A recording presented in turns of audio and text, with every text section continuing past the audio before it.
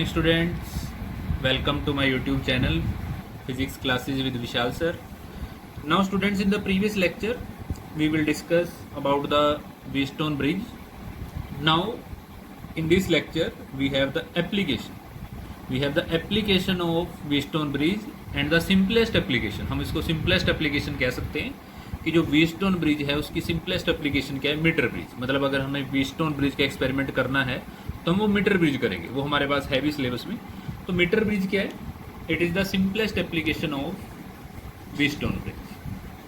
Wheatstone bridge हमने पढ़ा है, उसमें हम क्या कैलकुलेट करते थे? Unknown resistance. So it is the simplest application of Wheatstone bridge. Now तो मीटर ब्रिज का प्रिंसिपल हमारे पास क्या होगा? फिर प्रिंसिपल हमारे पास क्या होगा? जो हमने व्हीटस्टोन ब्रिज के लिए इक्वेशन निकाली थी, वो इक्वेशन क्या थी? P/Q is equal to R/S. और इस इक्वेशन में चारों रेजिस्टेंस होती थी. इन चार में से हमें 3 की वैल्यू पता है और 1 की हमें निकालनी है. तो यही हमारा प्रिंसिपल होगा किसका? मीटर ब्रिज का. तो मीटर ब्रिज किस काम आता है? Metre bridge is use to measure an unknown resistance accurately. ये एक्यूरेट रीडिंग हमें बताता है मीटर ब्रिज. तो अब स्टूडेंट्स आते हैं इसकी कंस्ट्रक्शन पे. डायग्राम इसका कैसा बनेगा? तो डायग्राम के लिए हमारे पास हम क्या कंसिडर करेंगे? डायग्राम के लिए हम इसमें सबसे पहले हमारे पास इस शेप में कॉपर की स्ट्रिप्स होती है, L shape. These are the thick copper strips.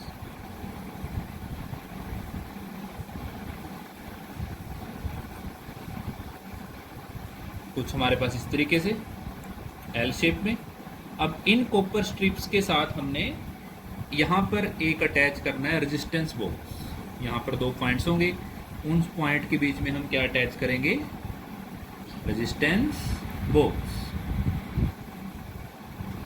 Short में लिख लेते हैं. और यहाँ पर हम इन 2 पॉइंट्स में हम अटैच करेंगे अननोन रेजिस्टेंस जो हमने निकालनी है, that is resistance S. Now in these 2 points, either point A and point C, यहाँ पर हम एक 1 मीटर लॉन्ग मैग्नीन वायर अटैच करते हैं. कॉन्स्टेंटन और मैग्नीन वायर है हमारे पास नेम उसका, क्योंकि कॉन्स्टेंटन और मैग्नीन वायर उनकी कंडक्टिविटी ज़्यादा होती है, इसलिए हम उनको यूज़ करते हैं. और थर्मल उनकी जो टेम्परेचर रिलेटेड कनेक्टिविटी है वो भी कम डिपेंड करती है. They have low coefficient of temperature resistivity. तो इसलिए हम कॉन्स्टेंटन और मैग्नीन की वायर यूज़ करते हैं. तो ए और सी के बीच में हमने वायर लगानी है. उसके साथ हम सर्किट में बैटरी कनेक्ट करेंगे, बैटरी और cell of EMF E and 1 की K between point A and C. Now at point between, suppose this point is A, B, C and D. इस पॉइंट को हम B1 लिख सकते हैं. इस पॉइंट के बीच में हमारे पास पॉइंट, अगर हम इसको कंसीडर करना चाहें B2, तो इस पॉइंट के बीच में हमने एक अनदर रेजिस्टेंस बॉक्स लगाना है. रेजिस्टेंस बॉक्स, एक हमारा गैल्वेनोमीटर लगेगा जो हमें बताएगा नल पॉइंट कहाँ आएगा. और इसके साथ हम एक जॉकी कन्वर्ट करते हैं जी. जॉकी पेंसिल टाइप जैसे मार्कर है हमारे पास, उससे हम नल पॉइंट निकालते हैं. कंडक्टर होती है हमारे पास जिसको हम स्लाइड कर सकते हैं. और वायर हमारे पास जो है, इसको हमारे पास जॉकी जो है उसको वायर के साथ अटैच करते हैं this point G. J is the jockey, this is marker type. Okay, तो अब इसकी हमारे पास क्या है कंस्ट्रक्शन में हमने क्या क्या पढ़ा है? हमारे पास एक 1 मीटर की लॉन्ग वायर है, मैग्नीन या कॉन्स्टेंटन की हो सकती है. इस वायर को हम A और C पॉइंट के बीच में लगाएंगे.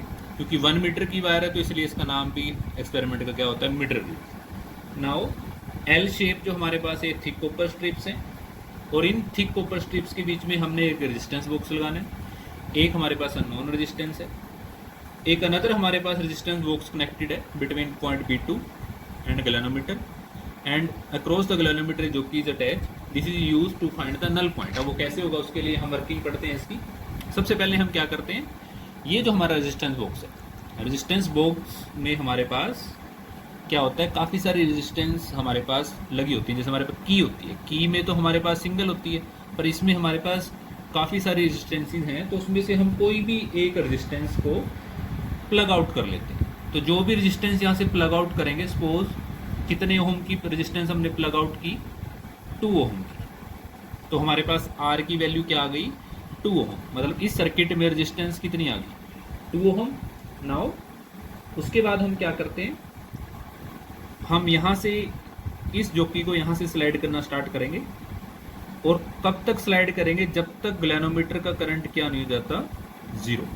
क्योंकि व्हीटस्टोन ब्रिज प्रिंसिपल में हमने क्या पढ़ा है कि बैलेंस पॉइंट लेके आना है। बैलेंस पॉइंट कब आएगा, जब गैल्वेनोमीटर का करंट क्या होगा, 0। तो एक पॉइंट ऐसा आएगा जब हम इसको स्लाइड करते चलेंगे, तो एक पॉइंट सपोज यहाँ पर गैल्वेनोमीटर करंट क्या हो जाता है, 0, और उस पॉइंट पे हम ये कहेंगे कि जो मीटर ब्रिज है वो हमारा बैलेंस हो चुका है। सो नाउ अगर हम ये मान लेते हैं कि ए पॉइंट और सी पॉइंट के बीच में एक पॉइंट एफ ऐसा है जहां पर गैल्वेनोमीटर करंट क्या हो चुका है, 0। So let the length up to A to F is L, then what is the length up to F and C, 100 minus L, because the total length is 100 centimetre. तो अगर एक length हमारे पास L है तो दूसरी length कितनी होगी, 100 minus L. Now if P, अब हम व्हीटस्टोन ब्रिज प्रिंसिपल अप्लाई करते हैं। व्हीटस्टोन ब्रिज प्रिंसिपल हमारे पास क्या होता है, P upon Q is equal to R upon S।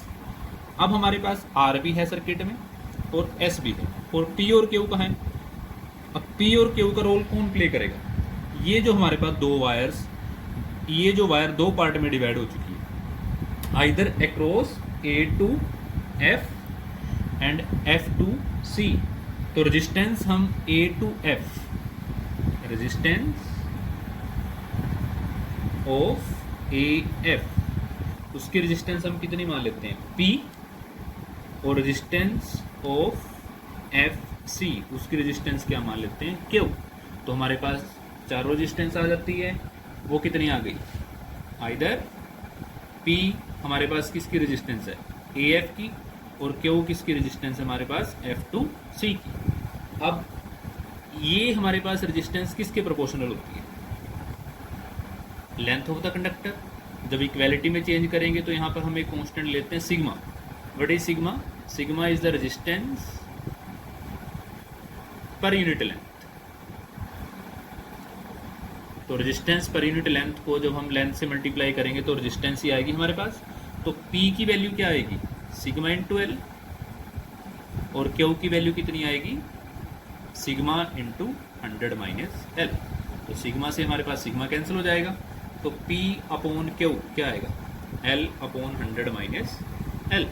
हमारे पास व्हीटस्टोन ब्रिज प्रिंसिपल क्या होता है, P upon Q is equal to R upon S। मतलब P अपॉन Q को किससे रिप्लेस कर सकते हैं, R upon S is equal to L upon 100 minus L, और यहाँ से हमारे पास S की वैल्यू आ जाएगी R into 100 minus L upon L. तो इस फॉर्मूले से हम S की वैल्यू निकाल सकते हैं। R कैसे निकलेगा, R हमें पता है, रेजिस्टेंस बॉक्स से जो हमने रेजिस्टेंस निकाल ली है उसकी वैल्यू अगर 2 ओम है तो वो यहाँ 2 ओम पुट कर देंगे हम। और L कैसे निकलेगा, अब जो हमने ये वायर लगाई है A टू C, जब हम इसका एक्सपेरिमेंट करेंगे तो उस एक्सपेरिमेंट में इस वायर के साथ ही एक 1 मीटर की स्केल अटैच होती है। तो स्केल से ही हम लेंथ नोट कर सकते हैं। अगर ये सपोज 40 सेंटीमीटर है तो ये कितनी होगी, 60 सेंटीमीटर। तो इस फॉर्मूले से हम अननोन रेजिस्टेंस की वैल्यू निकाल सकते हैं। So students, thank you.